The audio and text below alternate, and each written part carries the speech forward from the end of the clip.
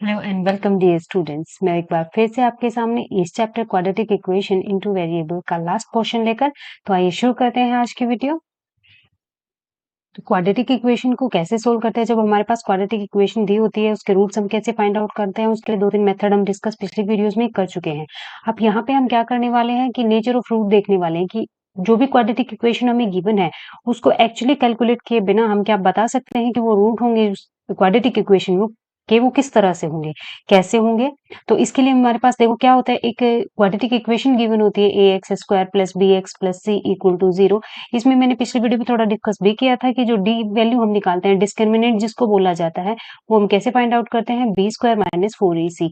ये वैल्यू होती है किसकी होती है, ये डिस्क्रिमिनेंट की होती है, जहाँ पे बी क्या होता है, एक्स का कोफिशिएंट होता है, और ए क्या होता है, एक्स स्क्वायर का कोफिशिएंट होता है, और सी कांस्टेंट टर्म होती है, उसके साथ माइनस में 4 को मल्टीप्लाई करके लिखा जाता है। ये वैल्यू कैलकुलेट करी जाती है, ठीक है। ये डी डिस्क्रिमिनेंट डी से डिनोट किया जाता है इसको, ठीक है। तो जब हमारे पास जब डी को हम कैलकुलेट करेंगे तो या तो ये वैल्यू 0 से बड़ी आएगी, या ये वैल्यू 0 से छोटी आएगी, या फिर ये 0 के इक्वल आएगी। यही 3 केस हमारे पास होने वाले हैं कि जब कोई भी वैल्यू डी हम कैलकुलेट करेंगे इस फॉर्मूले से, बी स्क्वायर माइनस 4ac, ये क्वाड्रेटिक इक्वेशन गिवन है इसमें, इससे तो क्या या तो ये वैल्यू हमारे पास 0 से बड़ी आएगी, या 0 से छोटी आएगी, या फिर 0 के इक्वल आएगी। 3 केसेस हमारे पास बनेंगे ये वाले। तो जब हमारे पास ये value B square minus 4ac 0 से बड़ी आ जाएगी तो क्या हो गया, उस क्वाड्रेटिक इक्वेशन के लिए हमें सोल्व करने की जरूरत नहीं है। हम बता सकते हैं कि उसके जो भी दो रूट होंगे वो अलग अलग दो रूट हमें मिलने वाले हैं, ठीक है। जब बी स्क्वायर माइनस 4ac की वैल्यू 0 से बड़ी आएगी तो हमारे पास दो अलग अलग रूट हमें मिलेंगे, और अगर ये वैल्यू 0 के इक्वल आ गई तो दो रूट हमें मिलेंगे, लेकिन दोनों रूट क्या होंगे, सेम होंगे, इक्वल होंगे, ठीक है। ये हमारे पास दूसरा केस होता है। और जब ये value B square minus 4ac 0 से छोटी आ जाती है तो क्या होता है, उसका कोई भी रियल रूट नहीं होता है, फिर वो माइनस में वैल्यू आती है, और अंडर रूट के अंदर जब माइनस में वैल्यू आती है तो वो इमेजिनरी नंबर में चला जाता है, वो हम बाद में डिस्कस करेंगे। तो ये 3 केसेस होते हैं हमारे पास, जब बी स्क्वायर माइनस 4ac की वैल्यू क्वाड्रेटिक इक्वेशन जो भी गिवन होती है उसकी हेल्प से कैलकुलेट करते हैं, तो ये वैल्यू या तो 0 से बड़ी आएगी, अगर 0 से बड़ी आती है तो दो अलग अलग रूट हमें मिलते हैं, और अगर ये वैल्यू 0 के इक्वल आ जाती है तो दो रूट तो मिलते हैं लेकिन वो दोनों सेम ही होते हैं, इक्वल होते हैं। और अगर ये वैल्यू 0 से छोटी आ जाती है तो वहां पे कोई भी रियल रूट हमारे पास नहीं होता है, ठीक है। इसी के ऊपर बेस्ड कुछ क्वेश्चन सोल्व करते हैं। जैसे ये क्वेश्चन है हमारे पास, find the nature of the root of quadratic equation. ये हमारे पास क्वाड्रेटिक इक्वेशन गिवन है, तो देखो क्या होती है हमारे पास, जो जनरल फॉर्म होती है कि x square plus B x plus C equal to 0, ठीक है। जब इस इक्वेशन को हम इससे कंपेयर करेंगे तो यहाँ पे हमें ए क्या मिल रहा है, 3 मिल रहा है। एक्स स्क्वायर का कोफिशिएंट होता है ना ये, तो यहाँ एक्स स्क्वायर का कोफिशिएंट है 3, तो ए की वैल्यू 3 मिल रही है। बी की वैल्यू क्या मिल रही है, बी एक्स का कोफिशिएंट होता है, तो यहाँ एक्स का कोफिशिएंट है -4√3, -4√3। और सी क्या होता है, कांस्टेंट टर्म होती है, तो ये हमारे पास है 4, तो ये सी की वैल्यू आ गई है 4। अब क्या कैलकुलेट करना है, हमें डी वैल्यू फाइंड आउट करनी है, जो क्या होती है हमारे पास बी स्क्वायर माइनस 4ac। ये वैल्यू हमें कैलकुलेट करनी है, तो देखो ये बी की जगह बी की वैल्यू पुट करेंगे जो क्या है -4√3, ये रखेंगे -4√3, इसका स्क्वायर करेंगे और माइनस में 4 इंटू ए और सी की वैल्यू यहाँ से उठा के रखेंगे, ए की वैल्यू 3 है और सी की वैल्यू 4 है, तो 3 इंटू 4, इसको कैलकुलेट करेंगे तो ये 4 का स्क्वायर, तो माइनस और माइनस दो बार मल्टीप्लाई होगा ना, स्क्वायर है तो प्लस हो जाएगा, 4 का स्क्वायर 16 हो जाएगा, और अंडर रूट 3 का स्क्वायर करेंगे तो वो 3 आ जाएगा, और माइनस में 4 इंटू 3, ये सेम ही आगे दोनों, यानी कि वैल्यू क्या आ गई हमारे पास, 0 आ गई। और हमने डिस्कस किया था कि अगर बी स्क्वायर माइनस 4ac की वैल्यू हमारे पास 0 आ जाती है तो हमें क्या मिलते हैं, दो रूट तो मिलते हैं, लेकिन वो दोनों रूट क्या होते हैं, इक्वल होते हैं। तो यहाँ पे हमारे पास क्या होगा, दो इक्वल रूट्स हमें मिलेंगे, और अगर वो वैल्यू फाइंड आउट करेंगे तो क्या करेंगे, क्वाड्रेटिक फॉर्मूला यहाँ अप्लाई कर देंगे, जो क्या होगा हमारे पास एक्स इक्वल टू, जब क्वाड्रेटिक फॉर्मूला होता है वो क्या होता है, minus b plus minus under the root of b square minus 4ac upon 2a। अब ये वाली वैल्यू तो हमारे पास 0 है, ये तो हमने अभी यहाँ कैलकुलेट किया है, ये वैल्यू तो 0 है, तो ये पोर्शन तो खत्म ही हो जाता है, सिर्फ हमारे के पास क्या बचता है, माइनस बी अपॉन में 2a। तो b की वैल्यू उठाएंगे यहाँ से, ये क्या है हमारे पास 4√3, एक ये वाला माइनस और ये वाला माइनस आपस में प्लस बना देंगे तो 4√3 अपॉन 2, और a की वैल्यू क्या है 3, तो ये हो जाएगा। अब 2 से 2 ये कैंसिल हो जाएगा 2 पे, और एक अंडर रूट 3, ये 3 को हम कैसे लिख सकते हैं, under root 3 multiply by under root 3 लिख सकते हैं, तो एक अंडर रूट 3 से नीचे एक अंडर रूट 3 कैंसिल हो जाएगा, सिर्फ एक बच जाएगा, तो यहाँ क्या मिलेगा हमें, रूट 4/√3। तो ये दो रूट मिलेंगे हमें सेम, यही दूसरा भी सेम यही मिलेगा 2/√3। ठीक है, ये हमें क्या मिलने वाले हैं, रूट मिलने वाले हैं इस क्वाड्रेटिक इक्वेशन के लिए। तो बिना यहाँ हमने रूट तो बाद में फाइंड आउट किया है ना, उससे पहले ही हमें पता लग गया है कि जो रूट होने वाले हैं वो क्या मिलने वाले हैं हमें, इसके 2 रूट हमें मिलने वाले हैं, लेकिन दोनों रूट क्या होंगे, इक्वल, क्योंकि बी स्क्वायर माइनस 4ac की वैल्यू हमें क्या मिली है, 0 मिली है। ठीक है, उसके बाद हमने कैलकुलेट कर लिया क्वाड्रेटिक फॉर्मूला की हेल्प से, जो रूट आए हमारे पास 2/√3 और 2/√3। ठीक है, find the value of k so that the equation has two equal roots. अब मैं अभी एक कंडीशन डिस्कस करी थी कि अगर हमारे पास 2 इक्वल रूट आएंगे तो कंडीशन क्या होती है, जो बी स्क्वायर माइनस 4ac की जो वैल्यू होती है वो 0 के इक्वल आती है। ये हमारे पास कंडीशन होती है जब हमारे पास 2 इक्वल रूट्स आते हैं। तो ये वाली कंडीशन हम इस इक्वेशन में और इस इक्वेशन में लगा देंगे और चेक कर लेंगे कि k की वैल्यू क्या होनी चाहिए। तो यहाँ पे देखो b क्या है हमारे पास, इसको जब ax square plus bx plus C से कंपेयर करेंगे तो यहाँ पे ए हमें 2 मिलेगा, बी हमें के मिलेगा और सी हमें 3 मिलेगा। जब बी स्क्वायर माइनस 4ac निकालेंगे तो बी स्क्वायर यानी के का square minus 4 into 3 into 2 4ac, ठीक है, इक्वल टू 0। तो अब इसको क्या करते हैं, सोल्व कर लेते हैं। के स्क्वायर माइनस में 4 3 जा 12 2 जा 24 इक्वल टू 0। यहाँ के स्क्वायर इस 24 को इस तरफ ले आते हैं तो ये ऐसे हो जाएगा।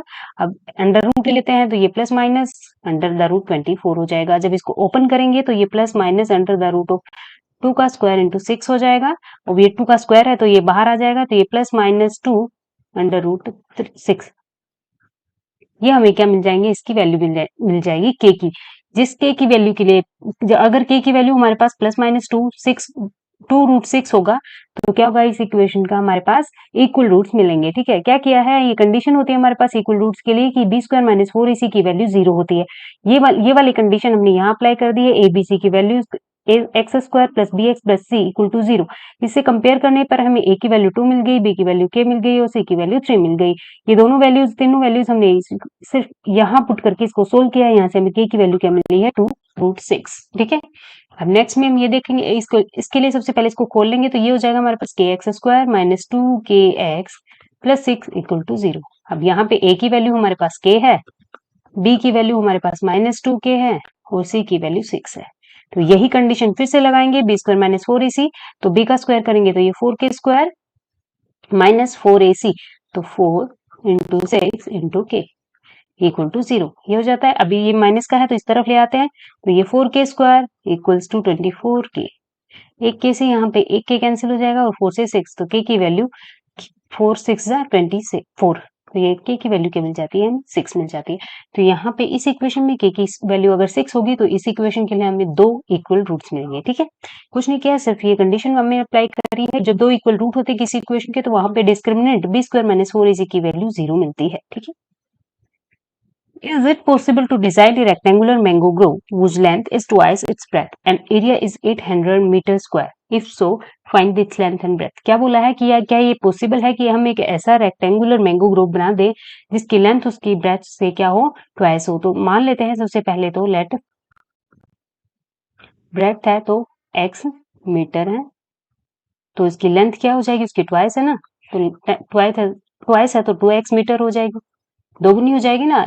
whose length is twice its breadth, ये गिवन है तो लेंथ ब्रेथ को हमने x मीटर माना है तो लेंथ क्या हो जाएगी इसकी ट्वाइस 2x मीटर हो जाएगी। ठीक है, और एरिया क्या होता है रेक्टेंगल का, लेंथ इंटू ब्रेथ होता है ना, तो ये दोनों वैल्यूज पुट कर देते हैं x और 2x, तो ये x multiply by 2x equals to 800।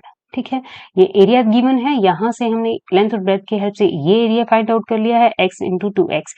यहाँ से क्या हो जाएगा 2x स्क्वायर इक्वल टू 800 और x square is equals to 400, दोनों तरफ अंडर रूट लेंगे तो x की वैल्यू क्या आ जाएगी 20 मीटर।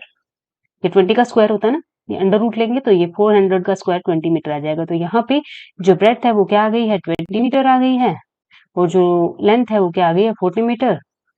तो दोनों क्या मिले हैं, हमें रियल वैल्यूज मिली हैं। तो ये पॉसिबल है कि हम इस मेजरमेंट के साथ एक रेक्टेंगुलर मैंगो ग्रोव बना सकते हैं। यही पूछा था हमें कि अगर लेंथ उसकी ब्रेथ से ट्वाइस हो और एरिया 800 मीटर हो, क्या ऐसा कोई रेक्टेंगुलर मैंगो ग्रोव हम बना सकते हैं। तो ये हो सकता है, पॉसिबल है। हमने लेंथ को ब्रेथ को मान लिया है, length already 2x twice given है तो 2x हो जाती है।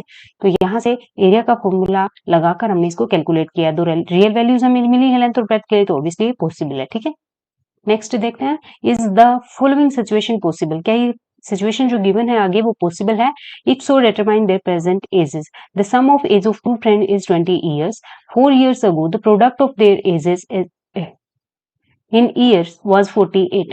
क्या गिवन है कि दो फ्रेंड है, उनकी जो एज है उनका सम क्या है 20 ईयर्स है। मान लेते हैं एक फ्रेंड है F1, उसकी एज हम x मान लेते हैं, तो जो दूसरा होगा उसकी क्या होगी, दोनों का सम 20 है। अगर एक की x है ईयर, x ईयर है, तो दूसरे की कितनी बच जाएगी, 20 माइनस x ईयर बच जाएगी। तभी तो इन दोनों को जोड़ेंगे तो 20 आएगा। यही गिवन है कि दोनों की एज का सम क्या है 20 ईयर है। तो अगर एक फ्रेंड की एज हम x ईयर मान लें तो दूसरे की 20 माइनस x हो जाएगी। और क्या बोला है 4 years ago the product of their ages in years was 48। तो 4 साल पहले, अगर आज इसकी एज, फर्स्ट फ्रेंड है उसकी एज x ईयर है, तो 4 साल पहले कितनी होगी, x माइनस 4 होगी। और अगर ये सेकंड फ्रेंड की एज है 20 माइनस x, तो 4 साल पहले इसकी कितनी होगी, 20 माइनस x माइनस 4, यानी कि 16 माइनस x होगी। और उनका प्रोडक्ट क्या है 48, तो इन दोनों को प्रोडक्ट कर देते हैं, तो ये हो जाएगा x माइनस 4 और 16 माइनस x। तो ये कितना गिवन है, ये 48 गिवन है, तो इसके इक्वल। अब इसको सोल्व कर लेते हैं, तो ये मल्टीप्लाई करेंगे तो 16x minus 64 minus x square plus 4x equals to 48। सारी चीजों को एक तरफ लेकर जाते हैं, तो ये माइनस का एक्स स्क्वायर है, ये 16 और 4 20x है प्लस का, और ये इस तरफ आएगा तो माइनस का 2 और 1 इक्वल टू 0। माइनस कॉमन ले लेते हैं पूरे में से, तो ये 20x प्लस 112 इक्वल टू 0। अब यहाँ से ये पॉसिबल कब होगा, जब हमें इसकी रियल वैल्यू मिले। तो इसके लिए क्या करते हैं, रूट निकालने की बजाय हम क्या करते हैं, बी स्क्वायर माइनस 4ac की वैल्यू कैलकुलेट कर लेते हैं। क्या मिलती है हमें, तो b है यहाँ पे माइनस 20 का स्क्वायर करेंगे, माइनस 4 इंटू 112, तो ये हो जाएगा 400 माइनस 844। तो ये वैल्यू जो मिली है हमें 48 माइनस 48, मतलब जो बी स्क्वायर माइनस 4ac की वैल्यू हमें मिली है वो लेस देन 0 मिली है। ठीक है,